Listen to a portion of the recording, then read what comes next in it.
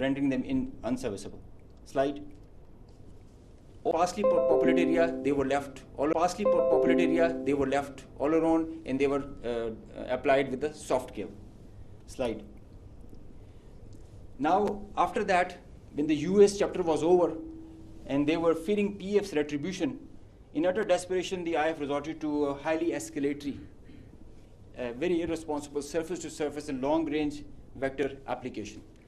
You can see this is Suratgarh, and this is our base Rafiki. This is our eastern border, and you can see the BrahMos, high-speed BrahMos, traveling almost at 3,000 kilometers per hour, who are going over there and coming, numerous, one after another. And now they were being attacked with PF's soft kill. We were inducing the error into them, into the GPSs, which increased their CEP. The probability of missing their target increases. And hard kill was also achieved. Here you see one of the US has gone, if by the end of the slide you see one of the US has overshot the target and gone ahead. And this is the radar picture. You can see that they are going, this BrahMos will miss the target and will go ahead and fall in some no man's land. And they are being, one after another, they are coming back, crossing the borders. They are being picked, slide. They are being picked as soon as they are being launched. So real-time launch, mid-flight and terminal phase of all SSM, PF has the capability. Our air defense system, as I just mentioned, is very offensive, integrated, and credible. So here you see that they are being launched from Bhuj area. This is the southern part of the country. And this is our airfield Bhulari. You must have mentioned, you have seen there were a lot of mention from our counterparts. Here you see this BrahMos is coming. It's almost reaching the target, and you'll see when we will apply the soft kill, look what happened to it. It moved left and then disappeared towards the ground. I mean, this is the radar evidence that we have that so many of their vectors missed the targets. A lot of them did make because they were throwing like hundreds of them. Next slide. There's one more very interesting thing that I would like you to all see. This is where it is launched from our eastern side towards Jaisalmer. This is our airfield Shahbaz, Jacobabad. Now this BrahMos is crossing on top of Shahbaz, and it is going towards our western border, almost to our neighboring country, towards that. You can see this is going there. It's going ballistic. Now they are not even threatening their neighbor. They are threatening the regional stability of the whole continent and the larger area. So effective sensor to shooter grid that was made by PAF and the potent hardened soft kill capability that led to the missed target opportunities for lots of their surface to surface and long range vectors. Slide. Now this is another thing that I want you to all to see. This is a launch of a high speed projectile that has been launched from their area surrounding Adampur. Now these are the vectors where our radars are picking them, and it is disappearing short of Amritsar area within their own territory. I mean, this is the most absurd kind of a targeting psychology or practice that you would see, that you are not only targeting neighboring countries to your enemy, if they consider it, and your own people as well, jeopardizing their safety. I mean, this is the high-speed project impacting within own territory, and we have other pictures for that also. This is the repeat occurrence that happened the other night also. Slide. Now the PF's response, I would like you all to pay attention to that, because this is kind of a dizzy slide, but I will go one by one so that it's all clear. PF's response, PF's effective spectrum warfare, which supplemented the kinetic ops that we envisaged to take. The integrated, seamless, synchronous utilization of EW, cyber, and space domains, coupled with the synergetic all-domain offensive response, which orchestrated following a very intricate targeting mech, the mechanism that we undertook to engage the targets, of swift, calibrated, effect-based approach to operations, which was undertaken across complete swath of the Indian Western Front. Now you have seen in the video montage that the whole border was exposed by PF and our armed forces. So starting from the north across LOC till Kandla, with targets including airfields, ammo dumps, as far and as deep as Delhi. I mean, you can say something about Islamabad, which is a stone's throw distance, and Delhi, with, as the DG Aspire mentioned, some others cards up our sleeves with more ranges. The Barnala C2 Center, which is the heart of their IACCS, and other airfields, Nalia Bhuj and Kandla, as they mentioned. You can see, Google it also so that you can see the effects. PF's hypersonic missiles, unmanned force, stand-up weapons, and long-range vectors all were on the menu for the multi-domain operations that we undertook. So PF utilization of niche and disruptive capabilities struck deep inside the enemy. And there were like hundreds of drones that were there. Hypersonic, engaged targets, deep, precise, lethal, destructive. Slide. Just go back. I will explain the slide that is coming ahead. So our aim was to achieve ascendancy in effects so that we manage the escalation. Throughout the conflict of whatever length it was, we had the escalation management at our side. So within a short span of time of a couple of hours, we had really saturated our friendly neighborhood. Next slide. This much talked about S-400 threat. As I mentioned that we were giving special attention to the Rafales in the air, so we gave our remaining part of our attention to the S-400 on ground. Now identifying S-400, attacking them is a easier part than identifying it on ground because it is mobile, it's a high value thing, and you guard it. It's kind of a center of gravity. So we were tracking through our satellite imagery well before the hostilities, as we usually do. So we had pinpointed S-400. As you can see, we knew that this is parked. It's cheeseboard radar, and the other part of the radar, the other constituents of the whole S4 battery. Slide. These coordinates, go back. These coordinates were ortho-rectified by our space department, so that you have a very precise engagement. Whenever you are throwing and employing long-range vectors, you really need very precise coordinates so that you don't miss. So S-400 was at Adampur was targeted like that. Next. As I mentioned, some niche technologies and capabilities were employed. So our loiter munition and killer drone strike at PF. At Udhampur, you can see this was their complex and command and control, magnified before and after. It's not there. Now these kind of pictures, loads of pictures are there for targets. So I need not to show them. They were saying it themselves, as you saw on the montage. So PF's response remained very effective, very potent, and very effect-based. Slide. Time and place of own choosing, displaying bold, aggressive, and unwavering resolve of military leadership. I must take a moment to mention what kind of a pressure you have when this kind of a conflict arises, and I must appreciate the leadership, both the Chief of the Army Staff and Chief of the Air Staff, both. They were both very resolute and very clear in giving instructions to all of us who are the players towards the Navy, Army, and the Air Force. And that is perhaps the reason we were so sure about it, what we have to do.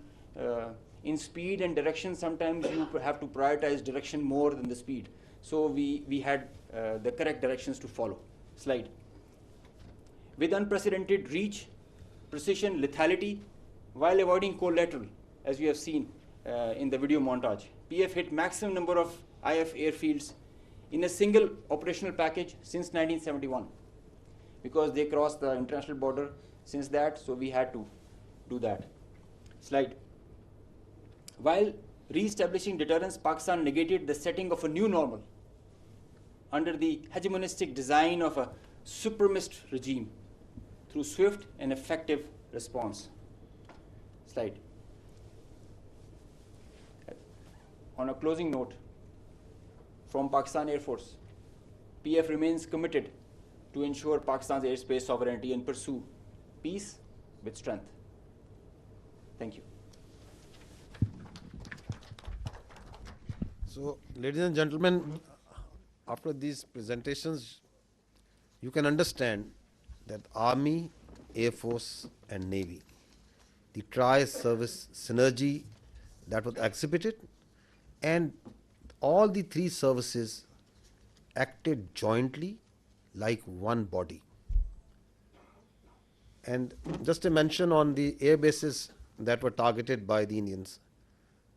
We have the post-damage assessment report from all. There has been certain infrastructure damage. Of course, there has been. Only one aircraft has minor damage, which will be repaired and soon operational again. So, because the air defense system of Pakistan worked efficiently and very effectively. A few examples of that have been given to you by the AVM Aurangzeb. The drones that came in, 84 was shot and they never went back. And we also promise you that they can send anything. Whatever they will send, it will not go back. So that's a promise also that we kept. So now we can start with the question and answer. And before that, we again first bow our heads in humility to Almighty Allah for giving us this great success, and the people of Pakistan for the support that was with the armed forces. And the armed forces and the people of Pakistan were one body again. They worked together for thwarting this threat against this motherland. So we can have the first question.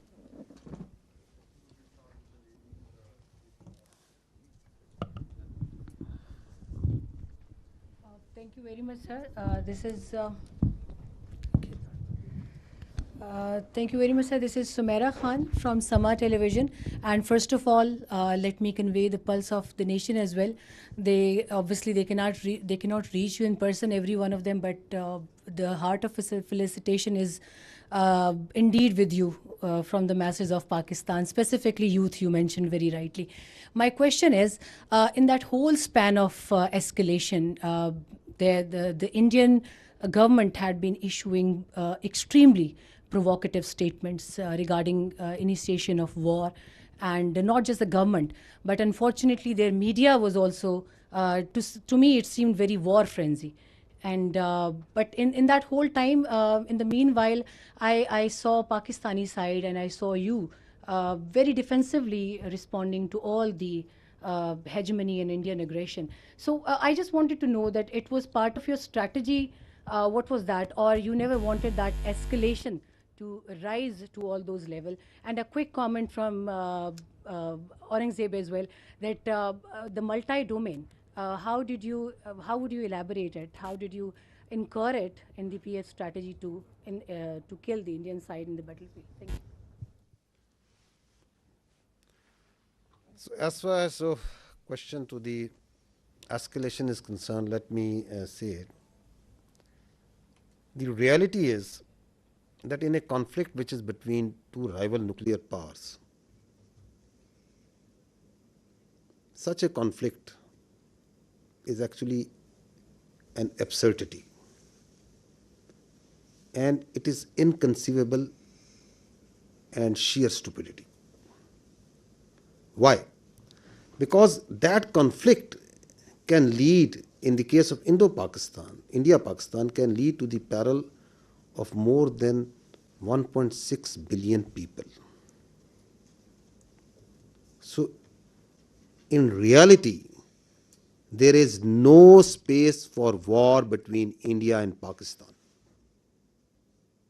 And if anyone wants to carve out this space for war, he is actually carving out space for mutual annihilation. So that is why you saw that in this conflict, Pakistan acted in a very mature manner. And through conventional forces, we maintained escalation control through conventional forces. We gave them a notch up, a two-notch up response, while also ensuring that these forces, the Pakistan Army and the other forces that were employed on the Western Front, on the counter-terrorism operations, no pull is also exerted on them. Thank you.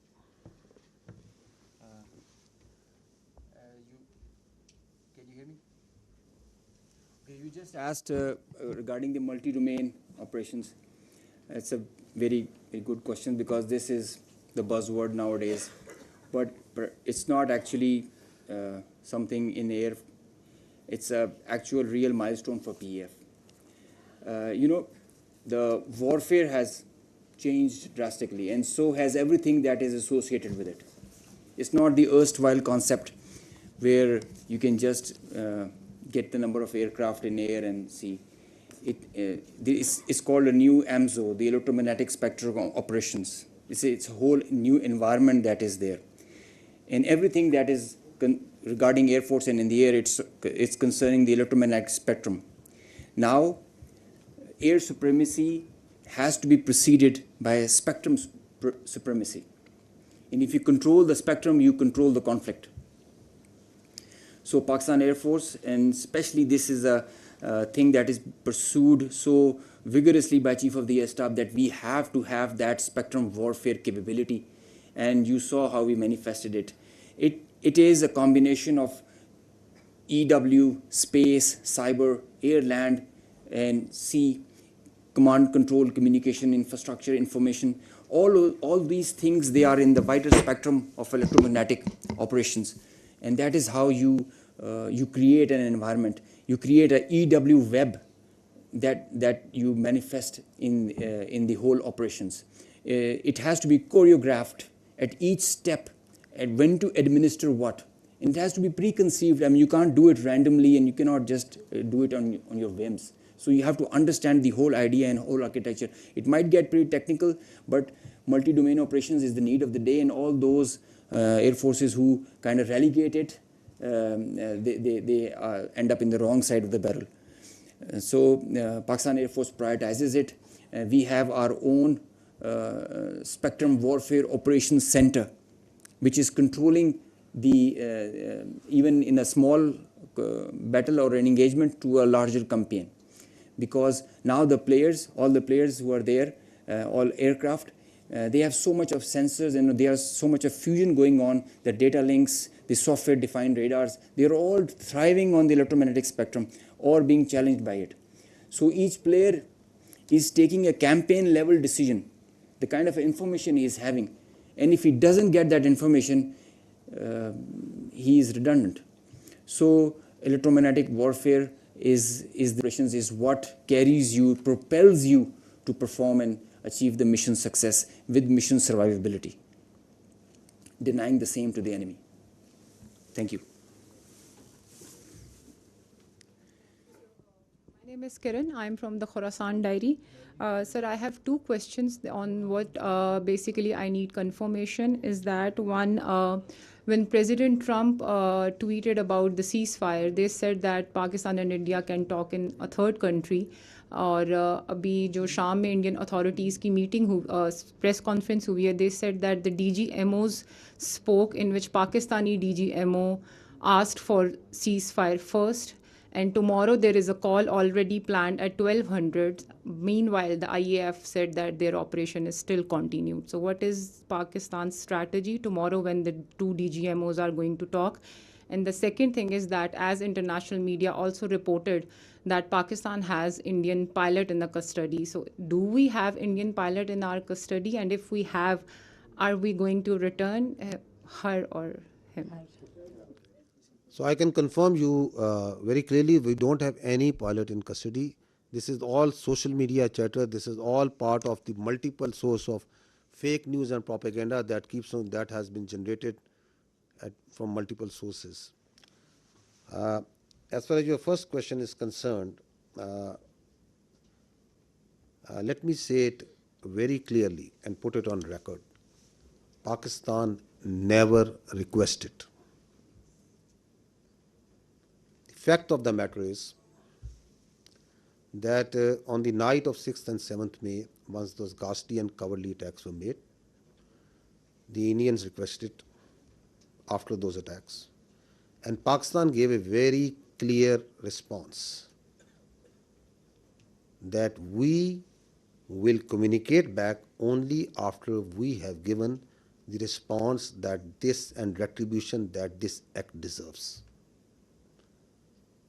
So on 10th of May, after that response and retribution, that just retribution, targeting not the civilians, but those military establishments, those units, those places from where the attack on the civilians, the innocent civilians, the children was made, once they were neutralized and taken out. And on the request and intervention of the international interlocutors, we responded to the already made request of the Indians. And if you see publicly, what's on the public record? What I have shown you just now.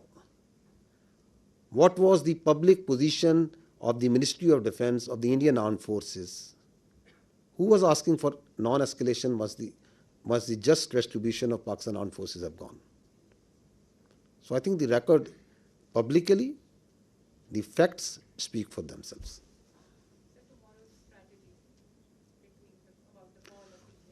You want me to make public that what strategy are we going to adopt?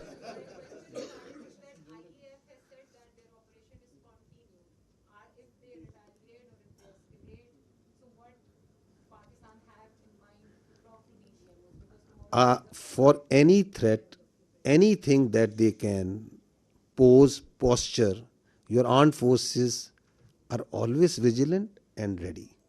We have proved it on ground multiple times. We can prove it.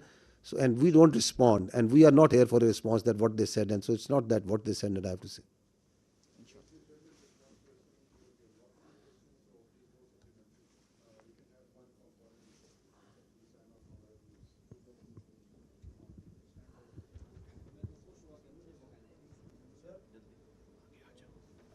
Thank you very much. Okay, I'll come to you after that. Thank you very much. Saima Shabir from Arab News. Sir, my question is related to tomorrow's meeting by DGMOs. Pakistan has declared the suspension of Indus Water Treaty as an act of war. So if tomorrow on the agenda, this Indus Water Treaty suspension is on the table and India does not call it off, I mean, it does not regulate it again, and it is suspended till the time. So what would be the strategy by Pakistan Army, because Pakistan has called it an act of war? So the position of, and no further comment is needed on that.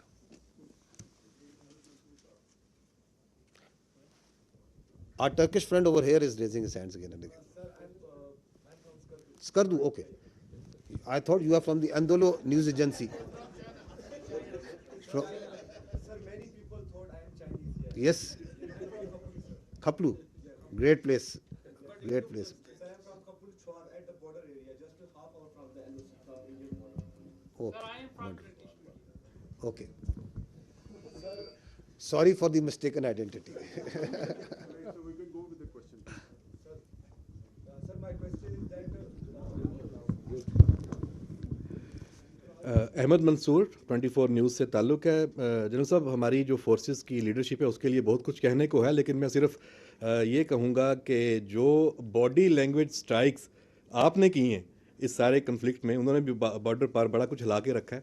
सवाल sir मेरा ये है कि मसला कश्मीर एक ऐसा है कि उसकी वजह से दो एटमी जो ताकतें हैं वो एक खौफनाक जंग पूरी दुनिया को हिला के रख देती है। इस दफ़ा फिर यही हुआ। और अभी जो सदर ट्रंप ने अभी जो दूसरा ट्वीट किया है, उन्होंने मसला कश्मीर को एक मुतनाज़ा इलाका करार दिया है, उसका जिक्र मुतनाज़ा खित्ते के तौर पे किया है। तो इंडिया तो इसको अपने तौर पे इसको गैर मुतनाज़ा कहे बैठा है, लेकिन क्या ये एक बड़ा नादर मौका नहीं है, सुनहरी मौका नहीं है पाकिस्तान के पास कि अब इस जो कन्फ्लिक्ट के तनाज़र में अब चूँकि दुनिया भी राब्ते में है, सबकी नज़रें हैं इस पे, तो पाकिस्तान दोबारा मसला कश्मीर को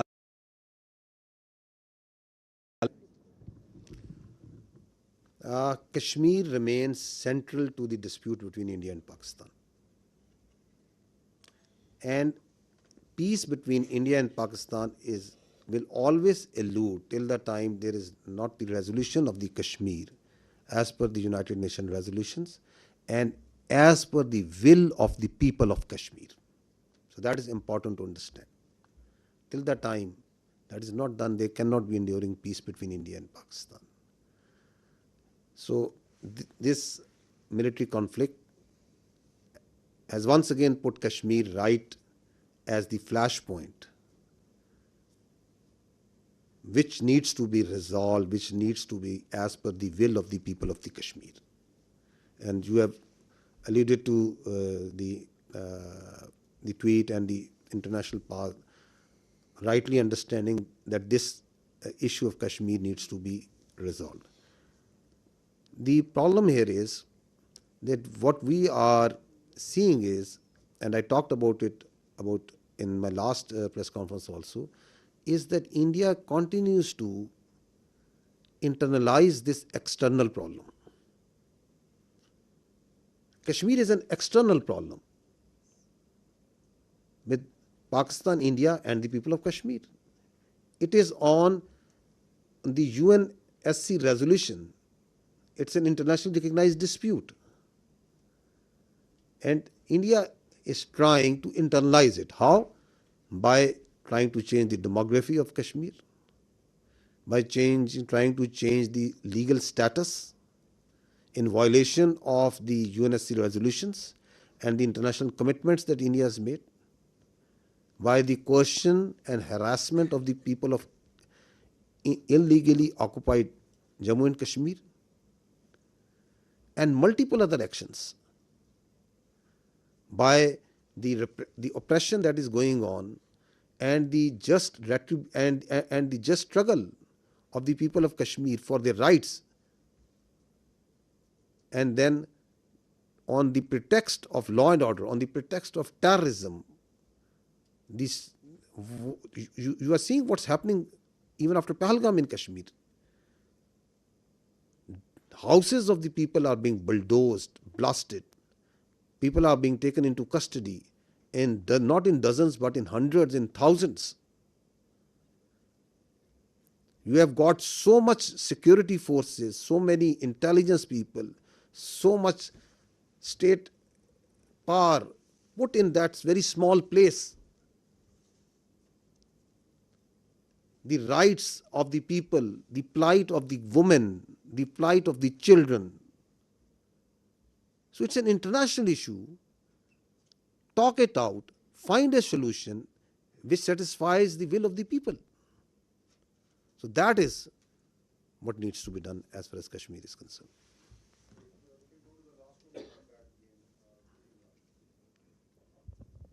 सर मोहम्मद इमरान सुनो न्यूज़ से। सर मेरा क्वेश्चन ये है कि क्या इंटरनेशनल गारंटीज दी गई हैं कि जो सीज़ फायर है वो कोई लंबे अरसे के लिए सस्टेन कर सकेगा? You see, being the spokesperson of the armed forces of Pakistan, I can state with 200% certainty that the Pakistan armed forces are holding the line of control ceasefire. No violation is being made by Pakistan Army or the armed forces. Because we are a professional army and we strongly abide by the commitments that we make, and we follow in letter and spirit. That's what the professional army does. Now, if you see in reality what's happening in Pakistan, Pakistan is celebrating peace.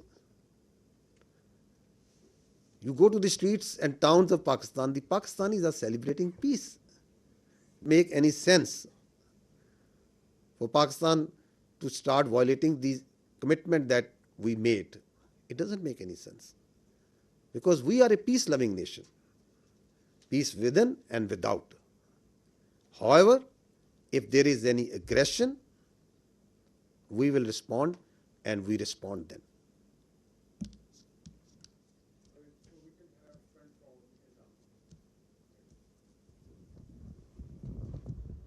So thank you so much. My name is Raza. I'm from Iranian State News Agency. If you allow me, I have a question from the Honorable Vice Admiral. So thank you. We have seen the activities of the Navy before the escalation and the readiness. As the Indian Navy P-81 was being closely tracked and even seen on media, why Pakistan Navy decided not to shoot it down?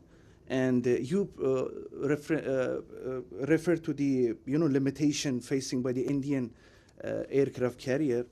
Keeping in view the limitation of the Indian aircraft carrier, can you please explain us why India have not brought its carrier to, for so-called possible attack? Thank you very much. Thank you very much for the question. Okay.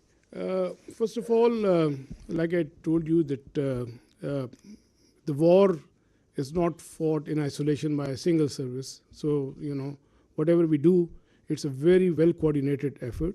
So, all